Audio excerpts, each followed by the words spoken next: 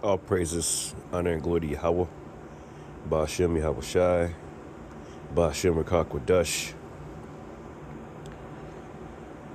The water Yahweh, the water Yahweh Shai. This morning, looking at a bunch of stuff. Positive things, man. Positivity. All right. Because we need a little bit more positiveness, if that's even a word. I got a bunch of videos I want to show, but it's all through the spirit. But we're gonna start off with this one right here, and I got a few scriptures because the Lord said, matter of fact, let's start off with this one real quick. This is this is what's going on. That 2 Timothy 3, right? And 1 on down. But this is what needs to happen. That 1 Peter 3 and 8 on down. All right. Right now, today, in this world, obviously we're in the last days. And you could just feel the negativity everywhere. Nobody loves each other. This is, and hatred is taught. All right. And we're just in the time where, the video that I'm about to show you, you're not going to see that every day, man. All right. And it did something to my heart this morning. It's about 4:30 in the morning.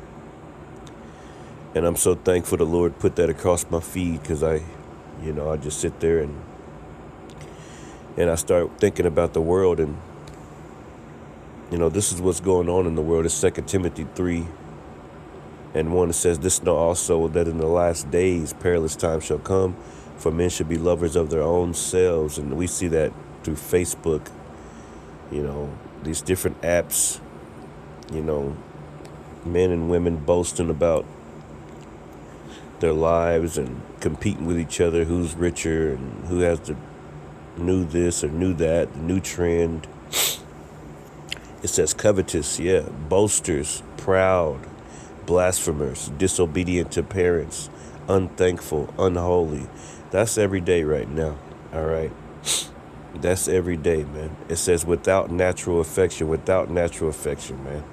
Nobody, it's all forced, affection is forced. You know it's the right thing to do. People force that, they don't want to go and open the door for that old lady. You know what I'm saying? They don't want to do that,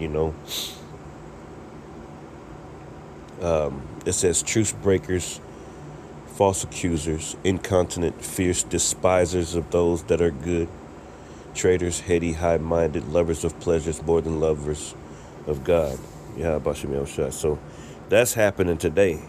But what we need to see is this one right here, 1 Peter 3. It says, finally, verse 8, it says, "Finally be ye all of one mind, having compassion one of another. Love his brother and be pitiful. Be courteous." Be courteous. I want to look up that word right there in the inner liner, right? And that's what we need, man. See, when we go to visit the Lord, he's going to ask us, man. You're going to have to go before the Lord, all right? Courteous. It says, Strong's G 5391. Philophron. It says friendly, kind. Now, you say those kind of words around certain Hebrew Israelites, and they'll call you weak. All right, but this is the Spirit of the Lord. It says friendly of mind, courteous, kind. All right, and that's what we need, man. All right, be pitiful. What's that word pitiful real quick? Let's see that one. Strong's G 2155. Eusplachnos. Yeah, it says having strong bowels, compassionate, man, tender-hearted. Oh, don't be saying no tender-hearted around some of these people in the world, man. All right, especially some of these we gotta have Like, if you walking around in anger, that's not good, man. And I know, like, see, we got to remember the Lord, man. All right. What are the fruits? The fruits of the Spirit. All right. The Lord came healing the sick. All right, and doing things that, you know, the leaders didn't want him to do. You know, it's like, no, don't be nice to them. You know, don't be nice to them, man. But the Lord wants to see that. All right, I'm gonna show you some videos real quick.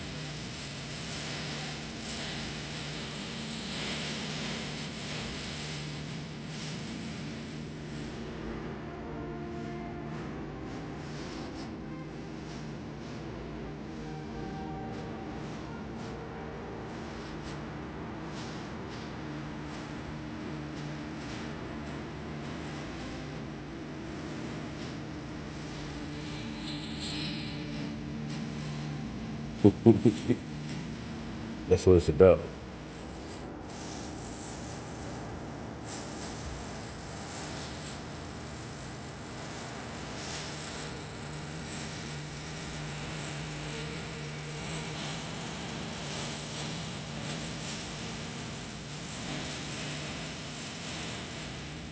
See? Oh man, such a beautiful video. Such a beautiful video, man. This is another one I seen. It says an abandoned dog and a little cat. You know, they was out there in the rain. Check this one out.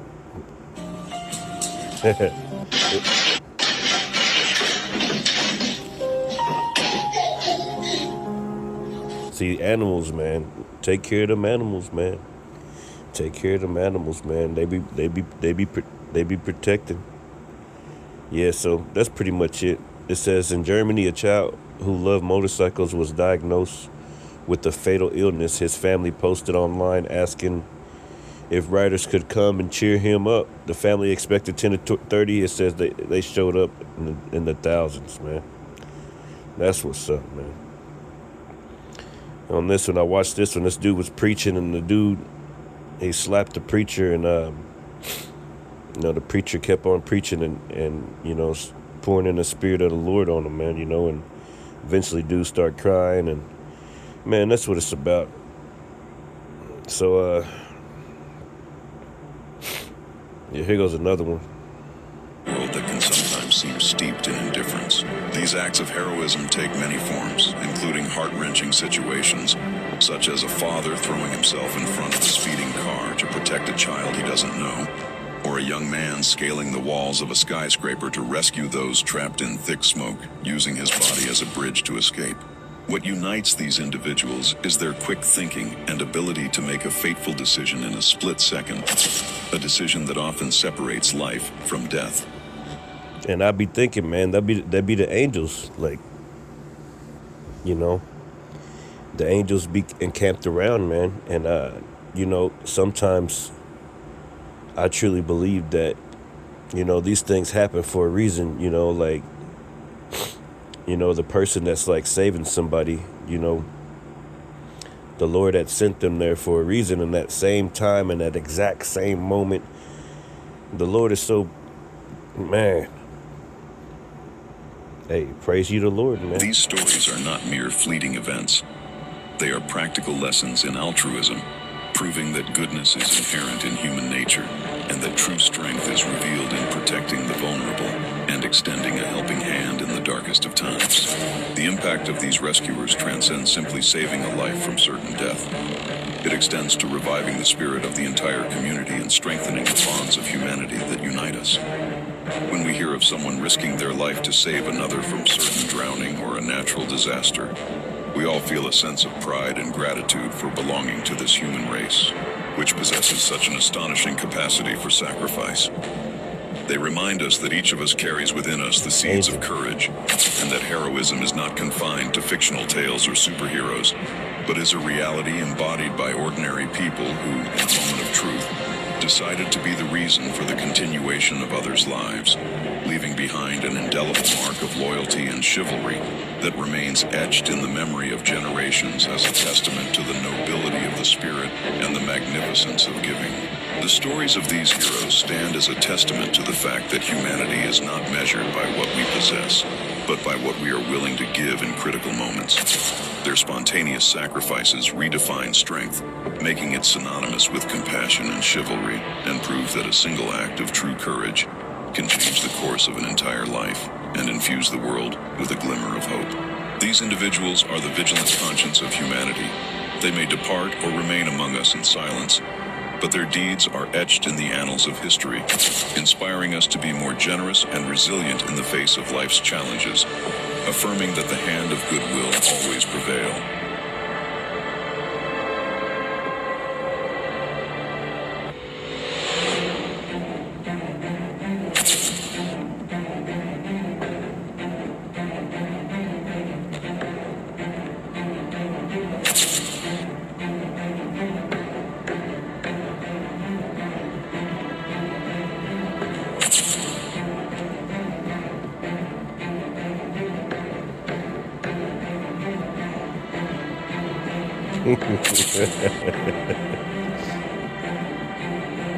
Wow. And you think, like, how is these people in that same spot at the same time, man? Honestly, it's the Lord. He sends the angels, and at the same time, the person who saved that person, they just, let's just say the Lord gave them a way to, to remove some of their sins, man. All right? Man, praise you the Lord. Shalom, man.